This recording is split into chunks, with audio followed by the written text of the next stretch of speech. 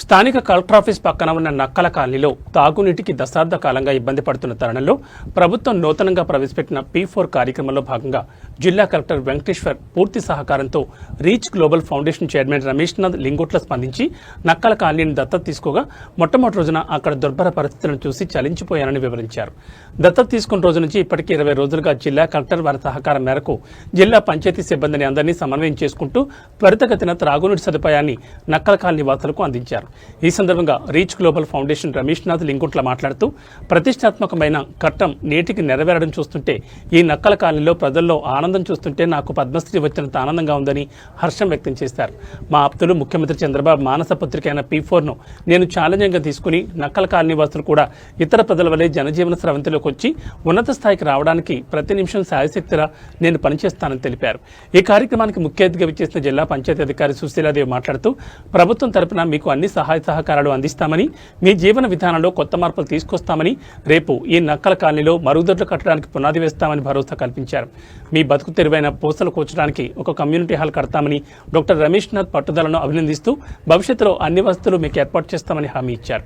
ఈ కార్యక్రమంలో reach global foundation ప్రతినిధి డాక్టర్ మొర్రిమేకల్ దేవరాజులు, పంచాయతీ సెక్రటరీ మణి, ఉపాధ్యాయుడు అరుణ్, నక్కల కాలనీ నాయకులు రాజ్ కుమార్, శంకర్, సుమన్, సాత్కుడి తదితరులు పాల్గొన్నారు.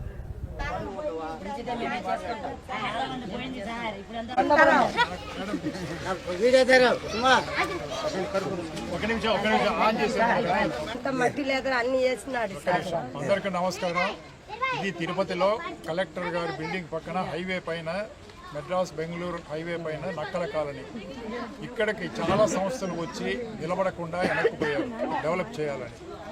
ఇప్పుడు మన దూరదృష్టి గల ముఖ్యమంత్రి నారా చంద్రబాబు నాయుడు గారి స్ఫూర్తితో P4లో భాగంగా బంగారు కుటుంబము మార్గదర్శుల్లో నేను మార్గదర్శిని. నా పేరు డాక్టర్ రమేష్నాథ్. రీచ్ గ్లోబల్ ఫౌండేషన్ మా సేవా సంస్థ. దాని తరఫున ఆల్రెడీ నాకు ఫ్యామిలీ ఇచ్చారు. అయినా కూడా కలెక్టర్ గారు ఇక్కడ దత్తత తీసుకున్నారని ఆ తర్వాత కలెక్టర్ గారితో మీటింగ్తో కూర్చుంటే అప్పుడు సార్ అనాగరికంగా ఉండే ఒక పల్లెని చెప్పండి, నాకు ఎక్కడైనా చుట్టుపక్కల మీరు కూడా ఒక పల్లెని తీసుకోమని స్ఫూర్తిగా చెప్తున్నారు కాబట్టి అంటే కలెక్టర్ గారు ఎక్కడో ఎందుకు నక్కల కాలనీనే ఉంది అన్నారు. కలెక్టర్ గారి బిల్డింగ్లో 20 రోజుల కింద జూలై 25వ తేదీ నేరుగా ఇక్కడికి వచ్చాను. President Shankar, vice president Raj Kumar, సాత్గుడి, తర్వాత సీనా, మిగతా అందరూ చాలా ఈ వీధి మధ్య వీధి ఇది దుర్భరంగా ఉండింది. సో దుర్గంధము. ఆ లేడీ అక్కడ కూర్చునింది, పట్టుకొని నడుస్తుంది కుంటుతా. ఏమైనా మేము మనుషులు కాదా, అదే మురుగునీళ్లు తాగుతున్నాము, జ్వరాలు వస్తున్నాయని మొత్తం చెత్త చాలా బాధగా ఉండింది.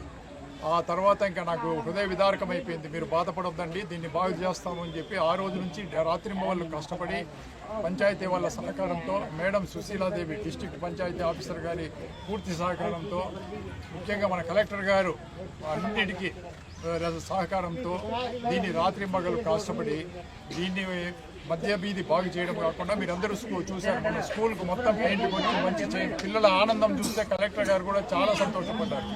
అది తెచ్చి ఈరోజు చారిత్రాత్మకమైన ఘట్టము. ఈరోజు మేడం సుశీలాదేవి గారు ఇక్కడ ఉన్నారు, పంచాయతీ వాళ్ళు ఉన్నారు. నీళ్లు అలాగే మంచినీళ్ళు కూడా ఇవ్వలేమా? అడవుల్లో కొండల్లో నాకు ఎప్పటి నుంచో ట్రైబల్ పీపుల్కి చేయాలని ఉండింది. సో వీళ్ళందరిలో కలిసిపోయి నేను వీళ్ళందరిలో ఒక మనిషిగా, మన అక్కదమ్ములు అన్న చెల్లెళ్ళే కదా వీళ్ళు కూడా, వాళ్ళకి జీవితాలు కూడా బాగా చేయాలనే ఉద్దేశంతో ఈరోజు ఇది చేయగలిగినాము. చాలా సంతోషంగా ఉంది. నాకు కలెక్టర్ గారితో చెప్పాను, మొన్ననే మాకు ఆప్తబంధువైన సీఎం చంద్రబాబు నాయుడు గారితో కూడా నాకు పదవులు వద్దు, అవార్డులు వద్దు, సేవలో సహకారం ఇవ్వండి అని చెప్పాను.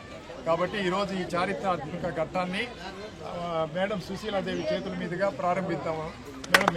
District panchayati officer. అందరికీ నమస్కారం. డాక్టర్ రమేష్ గారికి, స్థానికులకి, పంచాయతీ సిబ్బందికి అందరికీ నమస్కారం తెలియజేస్తూ, కాలనీ డెవలప్మెంట్ కోసము మార్గదర్శిగా డాక్టర్ రమేష్ గారు, అదేవిధంగా మన గౌరవ కలెక్టర్ గారు కూడా ఇక్కడ కొన్ని కుటుంబాలని దత్తత తీసుకున్నారు. ఇది చాలా సంతోషకరమైన పరిణామం.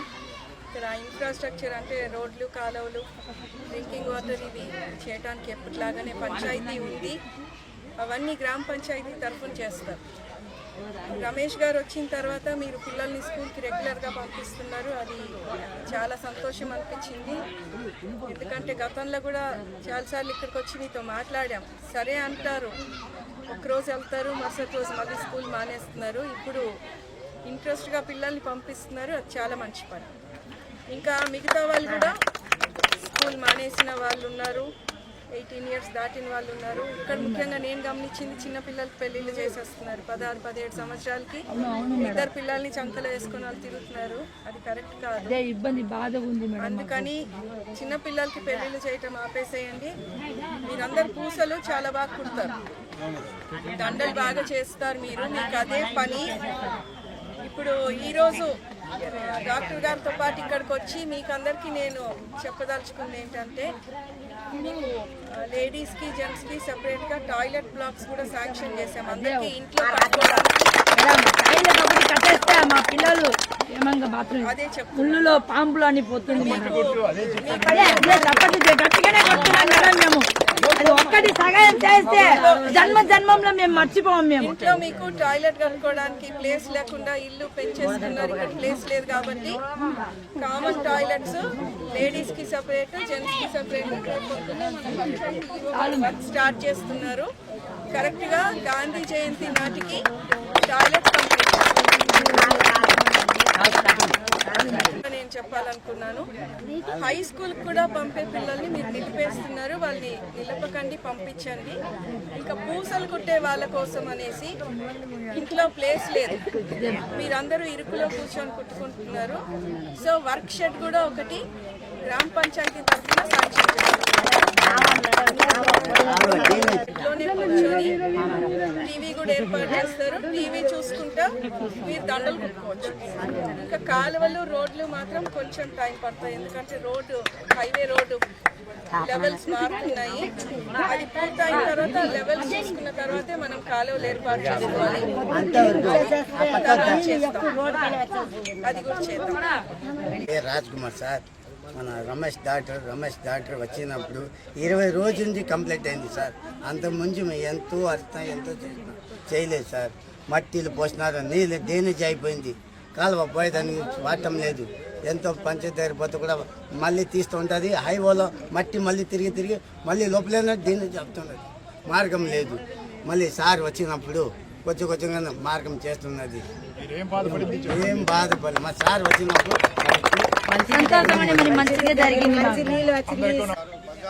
బంగారు కుటుంబం కింద ఒక ఇది వదిలినారు మన ఆంధ్రప్రదేశ్లో. దాన్ని మన కలెక్టర్ గారు, మన రమేష్ గారు సారు వాళ్ళు మాట్లాడి ఈ కాలనీని దత్తత తీసుకొని ఈ కాలనీని డెవలప్ చేస్తారనేసి మన రమేష్ నాథ్ లింగోట్ల సార్ గారు అతను ఈ కాలనీ మీద ప్రత్యేక శ్రద్ధ తీసుకొని కలెక్టర్తో మాట్లాడి, మా కాలనీ పెద్దలతో మాట్లాడి ఈ కాలనీని డెవలప్ చేద్దామనేసి వచ్చి 20 రోజులు తిరిగి మా సంఘ నాయకులు, గిరిజన సంక్షేమ సేవా సంఘం సంఘ నాయకులతో శ్రీకృష్ణ నాయక్ సార్తో అందరితో కలిసి మాట్లాడుకొని ఈ గ్రామ పెద్దలైన శంకరు, రాజకుమారు, మిగతా అందరితో కలిసి మాట్లాడుకొని ఫస్ట్ వీళ్ళు తాగునీళ్ళు సమస్య ఇబ్బంది తీర్చాలనేసి ఒంటి కాటిన భగీరథుడు చేసిన తపస్సులాగా అతను చేసి ఈ ఖాళీ కోసము కలెక్టర్ గారి నుంచి పంచాయతీ ఆఫీస్ నుంచి సీఎం దాకా కూడా వెళ్ళి మాట్లాడి మమ్మల్ని 20 రోజుల్లో పడరాని కష్టాలు పడి మమ్మల్ని మా కాలనీ ఎవరు పట్టించుకోరు సార్, మాకు బతుకులు ఇంతే, మేము మీతో పాటు చేయాలంటే కూడా లేదు నేను చేస్తాను, మీరు అధైర్యపడకండి అనేసి మమ్మల్ని కూడా బలవంతంగా లాక్కు వెళ్ళి ఈరోజు మాకు తాగునీటి సమస్యని క్లియర్ చేస్తున్నారు. మేము మా గ్రామ ప్రజలందరూ రమేష్ నాథ్ లింగోట్ల సార్కి చాలా రుణపడి ఉంటాం.